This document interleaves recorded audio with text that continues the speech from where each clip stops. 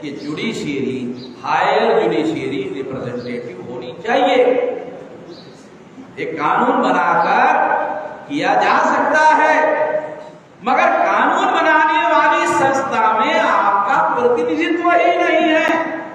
आप जुडिशियरी के प्रतिनिधित्व की बात कर रहे हैं कि गांधी जी भारत के टुकड़े करने के लिए राजी थे, मगर आपको रिप्रेजेंटेशन देने के लिए राजी नहीं थे।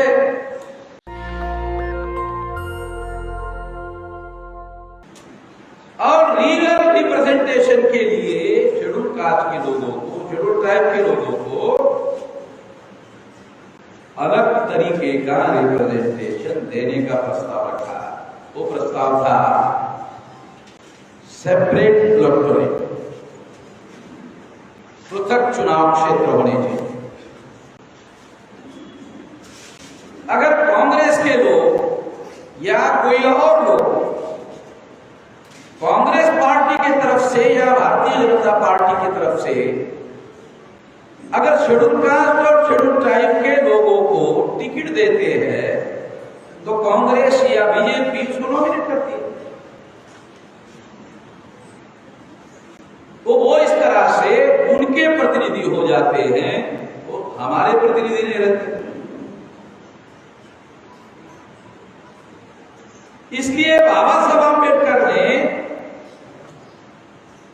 1930 को राउंड टेबल कॉन्फ्रेंस में सेपरेट इलेक्टोरेट की मांग और 17 अगस्त 1932 को सेपरेट इलेक्टोरेट स्वीकार किया।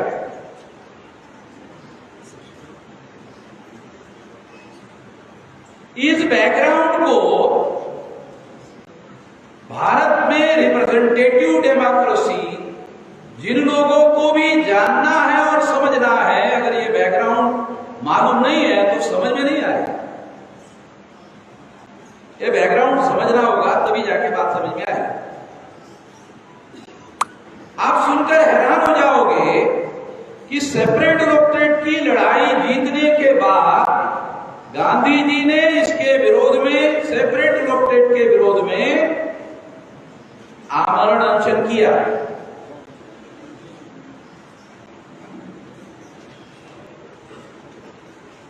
और आमरण अनशन के आधार पर जबरदस्ती से हमारे लोगों पर ज्वाइंट इलेक्टोरेट थोप दिया। ये ज्वाइंट इलेक्टोरेट जो है एक ब्राह्मणों के द्वारा नॉमिनेट करने वाला सिस्टम है। मैं आपकी जानकारी के लिए सबूत पेश करता हूं। आप सुनकर हैरान हो जाओगे कि 131 मेंबर पार्लियामेंट शेड्यूल कास्ट और शेड्यूल ट्राइब के चुनकर जाते हैं पार्लियामेंट में। शेड्यूल कास्ट के और शेड्यूल ट्राइब के रिप्रेजेंटेटिव के तौर पर 22.5%। और दूसरी हैरान करने वाली बात, आजाद भारत में कोई भी गवर्नमेंट,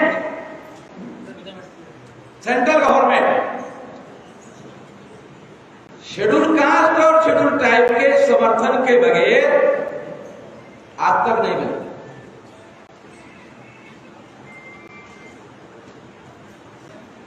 जब 1952 को जवाहरलाल नेहरू की गवर्नमेंट बनाई गई, 26 जनवरी 1950 को संविधान लागू होने के बाद, तो 22.5% एससी और एसटी के समर्थन से वो सरकार बनी। यानी जवाहरलाल नेहरू की गवर्नमेंट एक शेड्यूल कास्ट और शेड्यूल ट्राइब के 22.5% जो ज्वाइंट इलेक्टोरेट थे उसके समर्थन से बनी। और आजाद भारत में कोई भी सेंट्रल गवर्नमेंट शेड्यूल कास्ट और शेड्यूल ट्राइब के सपोर्ट के बगैर नहीं बनी।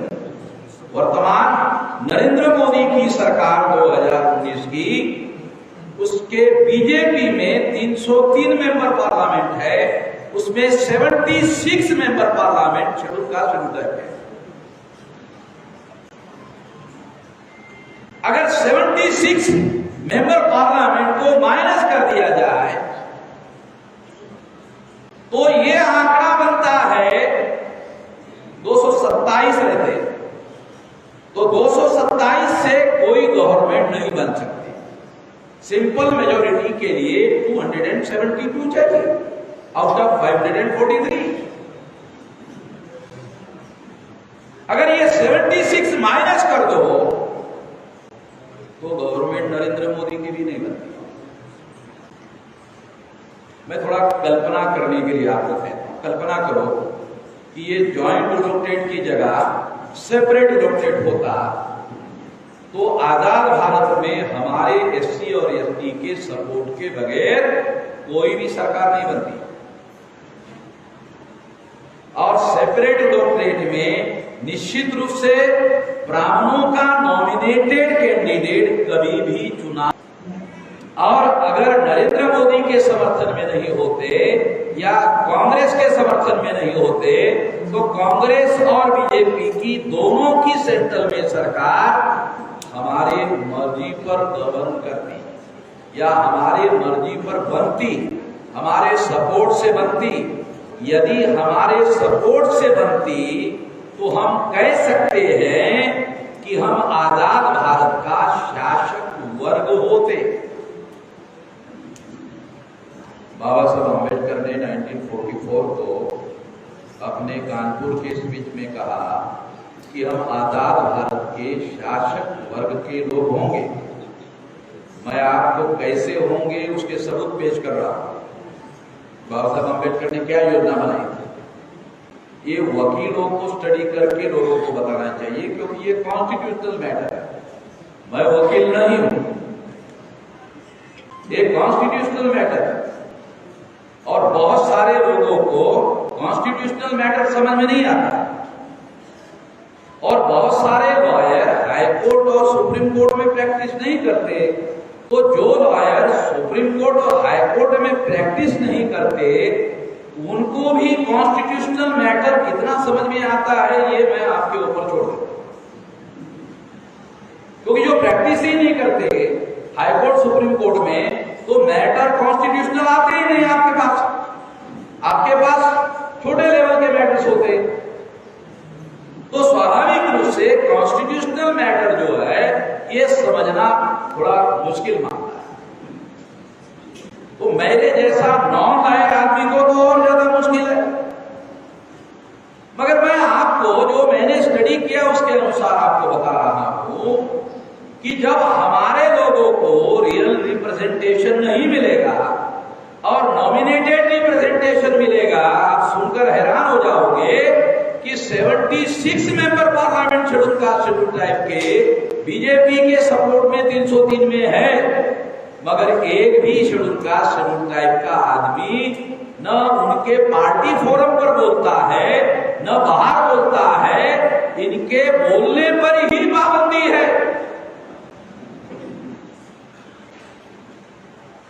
बाबा साहब अम्बेडकर ने अपना तजुर्बा बताया कि ज्वाइंट इलेक्टेड से चुनकर जाने वाले जो लोग हैं उसके बारे में कहा उन्होंने, they are opening their mouth only for yawning, they are opening their mouth only for yawning, यानी जमाई देने के लिए मुंह खोलते हैं अन्यथा मुंह ही नहीं खोलते। ये बाबा साहब का स्टेटमेंट। बाकी मेरा यह अनुभव है कि जो शेड्यूल कास्ट शेड्यूल ट्राइब के मेंबर पार्लियामेंट कॉन्स्टिट्यूएंट असेंबली में चुनकर गए हुए हैं, they are opening their mouth only for yawning, जमाई देने के लिए मुंह खोलते हैं अन्यथा मुंह ही नहीं खोलते। मेरा कहना यह है कि अगर जमाई देना नेचुरल कॉल नहीं होता तो वो उसके लिए भी नहीं खोलते। ये नेचुरल कॉल है इसलिए मुंह खोलते। तो ये ज्वाइंट इलेक्टेड का जो सिस्टम हमारे लोगों पर थोपा गया उसकी वजह से हमारे लोग बोलते नहीं है। पार्लियामेंट में या असेंबली में अगर हमारे लोग बोलते नहीं है तो इसका मतलब है वो हमारा प्रतिनिधित्व नहीं करते। और जो हमारे नाम पर शेड्यूल कास्ट के चुनकर जाते हैं, नाम पर शेड्यूल ट्राइब के चुनकर जाते हैं, मगर पार्लियामेंट में बोलते ही नहीं है। तो इसका मतलब है कि उन लोगों ने हमारे वोट के अधिकार को डिस्फ्रेंचाइज किया। हम जिनको चुनकर भेजते हैं वो प्रतिनिधित्व का अधिकार निर्वहन नहीं करता या उस पर बोलने के लिए पाबंदी लगा दी गई है। तो जो हमारे कॉन्स्टिट्यूशन ने हर 21 वोट के अधिकार, आप वोटर है मगर आपको सिस्टम बनाकर डिस्फ्रेंचाइज कर दिया गया, और ये डिस्फ्रेंचाइज करने से आपका वोट का अधिकार भी जीरो हो गया, आपका रिप्रेजेंटेशन भी जीरो हो गया। मैं आपको मौलिक बात समझा रहा हूं। आप सोच रहे हैं कि जुडिशियरी, हायर जुडिशियरी रिप्रेजेंटेटिव होनी चाहिए। एक कानून बनाकर किया जा सकता है, मगर कानून बनाने वाली संस्था में आपका प्रतिनिधित्व ही नहीं है। आप जुडिशियरी के प्रतिनिधित्व की बात कर रहे हैं। आप लोग जुडिशियरी के रिप्रेजेंटेटिव की बात कर रहे हो।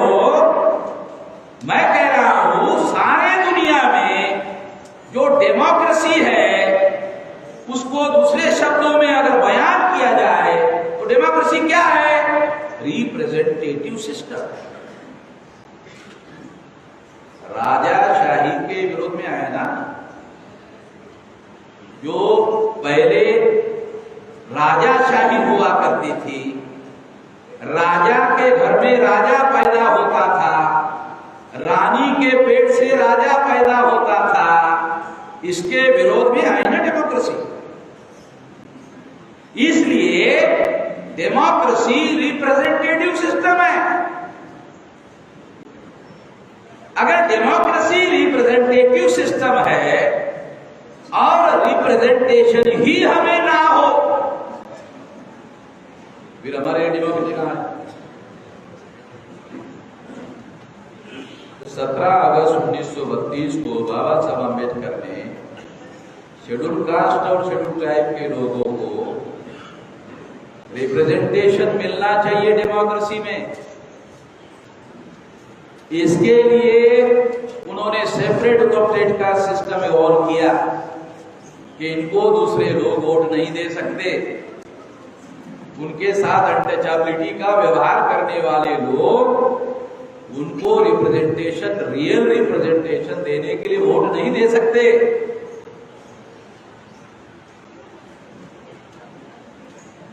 ये सोचकर उन्होंने सेपरेट डॉक्टरेट का सिस्टम इवॉल्व किया था, मगर गांधी जी ने जबरदस्ती से सेपरेट डॉक्टरेट समाप्त किया और 24 सितंबर 1932 को पूना पैक्ट हुआ और फिर 1935 second India act, first India act 1919 and second India act 1935। First India act एक सीमित कॉन्स्टिट्यूशन था भारत, सेकंड इंडिया एक्ट थोड़ा उससे ज्यादा बड़ा हुआ भारत के लिए, अंग्रेजों के पार्लियामेंट से पास किया हुआ सेकंड इंडिया एक्ट, ये भी सीमित कॉन्स्टिट्यूशन ही था।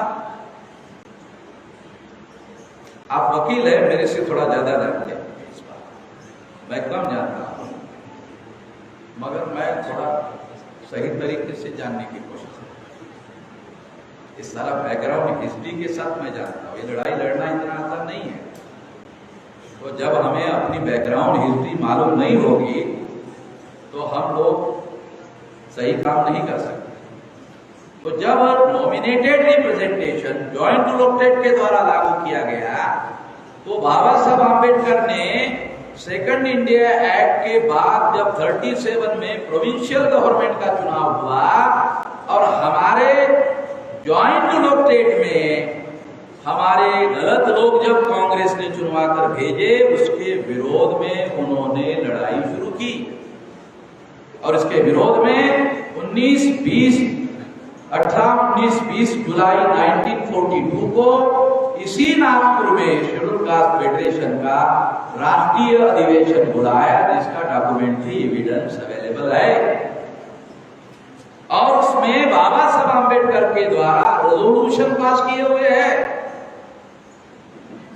अगर हम लोग आगे बढ़ना चाहते हैं तो वो शेड्यूल कास्ट फेडरेशन का जो रेजोल्यूशन बाबा साहब आम्बेडकर ने पास किए हुए हैं, उसका आप लोगों को स्टडी करना चाहिए। और ये रेजोल्यूशन उन्होंने रिप्रेजेंटेशन के रेजोल्यूशन क्यों पास किया, आपको और सुनकर हैरानी हो जाएगी। जब अंग्रेजों ने बाबा साहब आम्बेडकर की बात को, रिप्रेजेंटेशन की बात को मानना स्वीकार किया,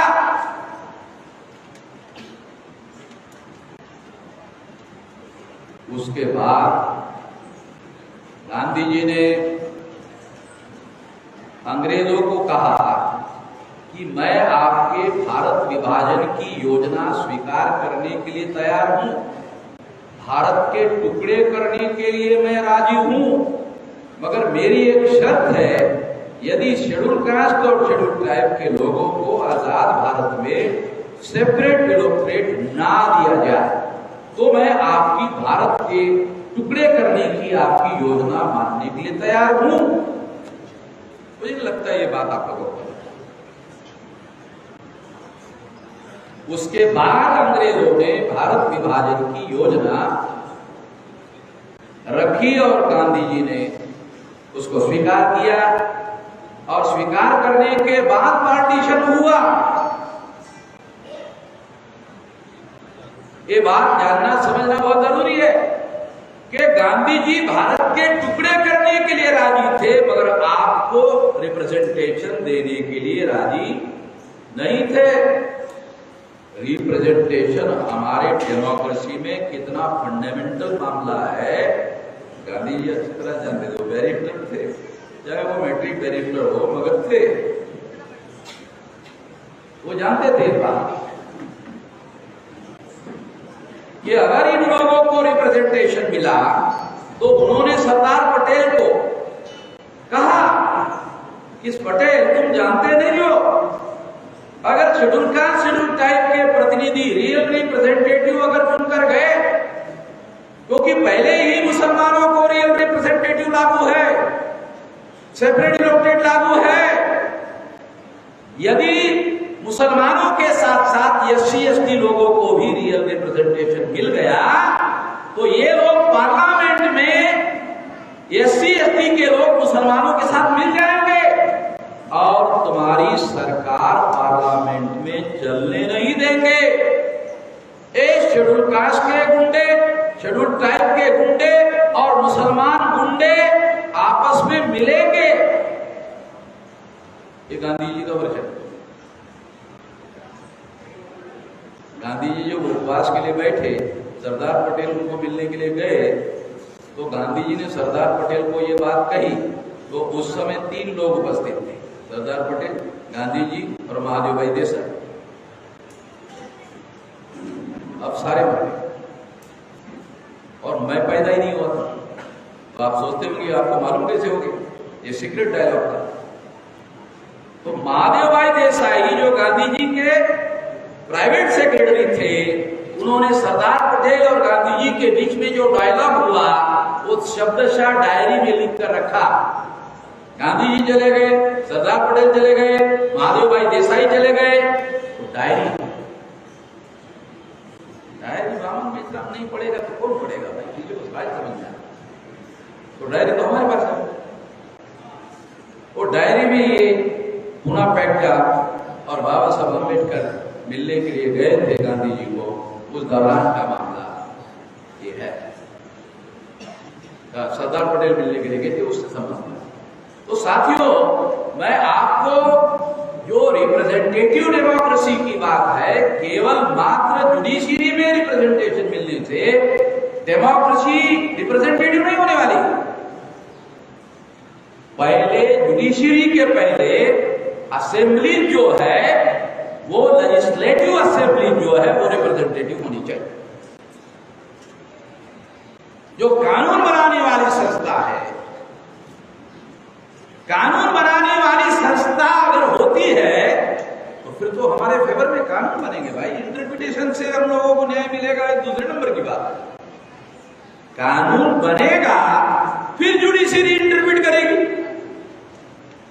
फिर इंटरप्रिटेशन के द्वारा हमारे लोगों को न्याय मिलेगा, दूसरे नंबर की बात है ना।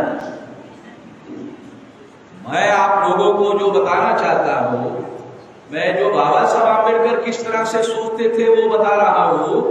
इसलिए उन्होंने जुडिशरी में रिप्रेजेंटेशन की बात नहीं की, उन्होंने लेजिस्लेटिव रिप्रेजेंटेशन की बात की कि हमारे लोगों को संख्या के अनुपात में रिप्रेजेंटेशन चाहिए।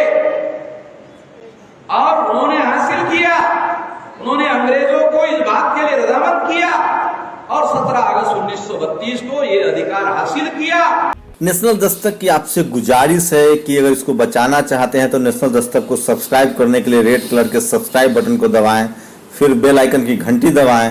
नेशनल दस्तक को बचाने के लिए बहुत जरूरी है कि हर खबर को शेयर करें, लाइक करें, कमेंट जरूर करें।